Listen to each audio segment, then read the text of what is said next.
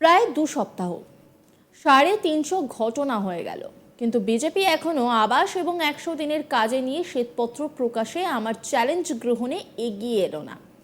100 দিনের কাজ এবং আবাস যোজনায় বাংলার অন্য জায়গায় কত টাকা বরাদ্দ করেছে কেন্দ্র, মুখোমুখি বসে শ্বেতপত্র প্রকাশের চ্যালেঞ্জ ছুড়ে দিয়েছিলেন।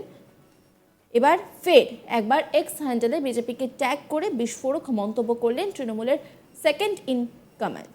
বৃহস্পতিবার এক্স হ্যান্ডেলে বিজেপিকে কটাক্ষ করে অভিষেক বন্দ্যোপাধ্যায় লেখেন, প্রায় 2 সপ্তাহ 350 ঘন্টা, কিন্তু বিজেপি এখনো আবাস যোজনা এবং 100 দিনের কাজ নিয়ে শ্বেতপত্র প্রকাশে আমার চ্যালেঞ্জ গ্রহণে এগিয়ে এলো না।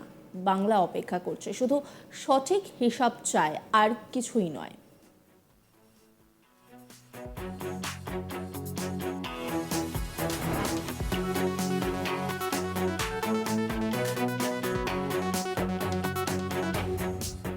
গত 14ই মার্চ জলপাইগুড়ির ময়নাগুড়ির টাউন ক্লাবের মাঠে নির্বাচনী সভার আগে অভিষেক বন্দ্যোপাধ্যায় এক্স হ্যান্ডেলে বিজেপিকে এই কেন্দ্রীয় বঞ্চনা ইস্যুতে এক হাত নেন।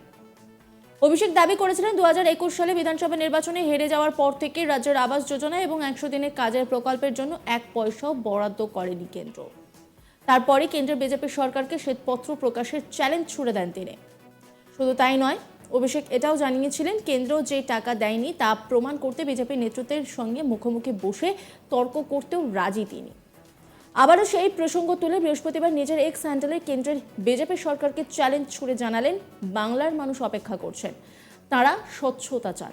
এমনকি 1-to-1 তর্ক যুদ্ধে হিসাব দেওয়ার চ্যালেঞ্জ ছুড়ে দেন তৃণমূল নেতা।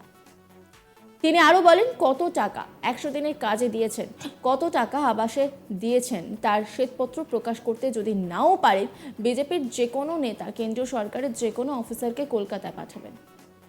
চ্যানেল সঞ্চালক সময় আপনি ঠিক করুন, দুধ কা দুধ পানি কা পানি হয়ে যাবে। সম্প্রতি পূর্ব বর্ধমানের কাটোয়া নির্বাচনী জনসভায় অভিষেক ঠিক কি বলেছিলেন একবার শোনাবো। আপনারা একবার দেখুন, এখানে কটা ক্যামেরা আছে, আপনাদের হাতে মোবাইল ফোন আছে, আপনারা রেকর্ড করছেন। আমি যা বলছি অন রেকর্ড বলছি, ক্যামেরার সামনে বলছি, আপনাদের সামনে বলছি, বুক ঠুকে বলছি, সংবাদ মাধ্যমের সামনে বলছি। আমি দুটো চ্যালেঞ্জ বিজেপিকে দেবো, আপনাদের সকলকে সাক্ষী রেখে। বিজেপি যদি গ্রহণ করতে পারে আর বুকের পাটা থাকে, এক বাপের বেটা হয়, আমার চ্যালেঞ্জ গ্রহণ করবে। আমি 14ই মার্চ 2024 সালে জলপাইগুড়ি থেকে আজ থেকে 8 দিন আগে বিজেপিকে চ্যালেঞ্জ করেছিলাম যে 2021-এ বাংলায় মুখ থুবড়ে পড়ার পর, গোহারা হারার পর 2017-2018 থেকে যে আবাস প্লাসের তালিকা তৈরি হয়েছে, সেই তালিকায় 2017-18 যে তালিকা তৈরি হয়েছে, সেই তালিকায় যদি বিজেপি দেখাতে পারে যে 10 পয়সা বিজেপি কেন্দ্র থেকে বাংলার রাজ্য সরকারকে পাঠিয়েছে, আমি রাজনীতি করব না, তৃণমূল হয়ে সভা সমিতিতে যাব না। আমি চ্যালেঞ্জ করেছিলাম যে 2021-এ আপনারা বাংলায় হারার পর যদি দেখাতে পারেন যে 100 দিনের টাকা 10 পয়সা কেন্দ্র সরকার আর মোদির সরকার দিয়েছে, অভিষেক বন্দ্যোপাধ্যায় রাজনীতি থেকে বিদায় নেবে। আমি চ্যালেঞ্জ করেছিলাম। আজকে 8 দিন হয়ে গেল, 8 দিন মানে প্রায় 200 ঘন্টা। এখনো পর্যন্ত বিজেপির কোনো নেতা, কোনো কর্মী, কোনো মন্ত্রীর ক্ষমতা হয়নি চ্যালেঞ্জ গ্রহণ করবে। আমি আবার বুক ঠুকে বলে যাচ্ছি, আপনার যদি বুকের পাটা থাকে, ভারতবর্ষ এবং বিশ্বের সবথেকে রাজনৈতিক দল, বড় রাজনৈতিক দল বলে নিজেদেরকে দাবি করেন, আপনার ক্ষমতা থাকলে আমার চ্যালেঞ্জ গ্রহণ করুন। সময় আপনি ঠিক করুন, জায়গা আপনি ঠিক করুন, টিভির পর্দায় আসতে চাইলে সংবাদ মাধ্যমের চ্যানেল আপনি ঠিক করুন, সঞ্চালক আপনি ঠিক করুন, সময় আপনি ঠিক করুন। 2 ঘন্টার ব্যবধানে যাবেন, একদিকে আমি থাকবো, একদিকে আপনি থাকবেন।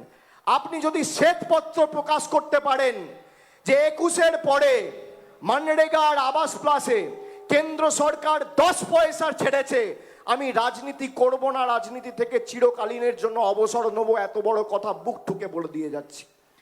এবার আপনারা বলুন, বিজেপির এই চ্যালেঞ্জ গ্রহণ করা উচিত কিনা? মায়েরা বলুন। যারা বলছে আমরা দিল্লি থেকে টাকা পাঠিয়েছি, টাকা তো উড়ে উড়ে আসবে না, টাকা এলে তো ব্যাংকের মাধ্যমে আসবে।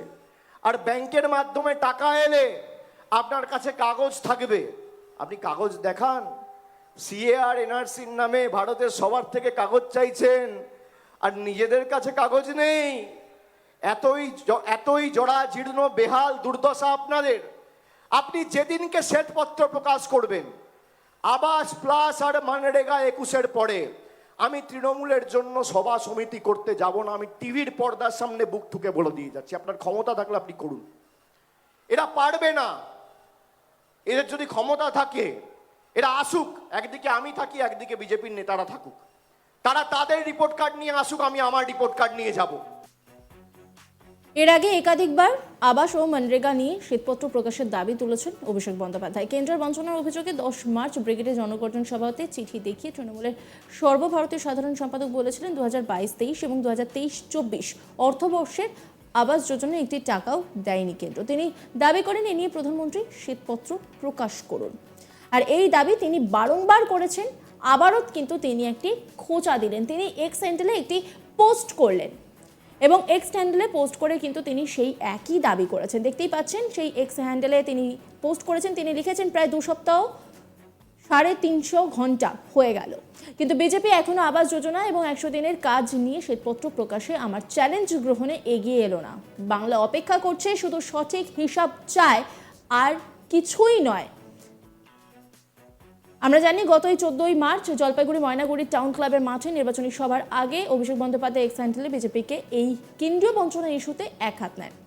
অভিষেক দাবি করেছিলেন 2021 সালে বিধানসভা নির্বাচনে হেরে যাওয়ার পর থেকেই রাজ্যের আবাস যোজনা এবং 100 দিনের কাজের প্রকল্পের জন্য 1 পয়সাও বরাদ্দ করেনি কেন্দ্র। তারপরই কেন্দ্রে বিজেপি সরকারকে শ্বেতপত্র প্রকাশের চ্যালেঞ্জ ছুড়ে দেন তিনি।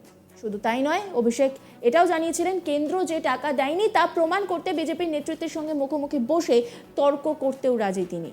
আবার সেই প্রসঙ্গ তুলে বৃহস্পতিবার নিজের এক্স হ্যান্ডেলে কেন্দ্রীয় বিজেপি সরকারকে চ্যালেঞ্জ ছুড়ে জানালেন বাংলার মানুষ অপেক্ষা করছেন, তারা স্বচ্ছতা চান। এমনকি 1-to-1 তর্ক যুদ্ধ হিসেবে দেওয়ার চ্যালেঞ্জ ছুড়ে দেন তৃণমূল নেতা।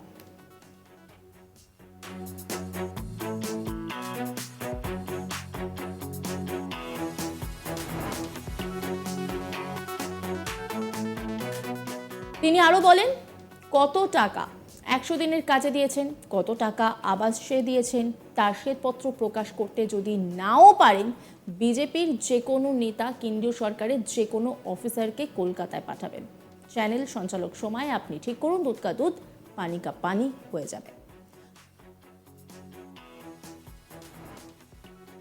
অন্যান্য খবরের আপডেটের জন্য অবশ্যই নজর রাখুন আজ তাক বাংলার ইউটিউব স্ট্রিমিংয়ে।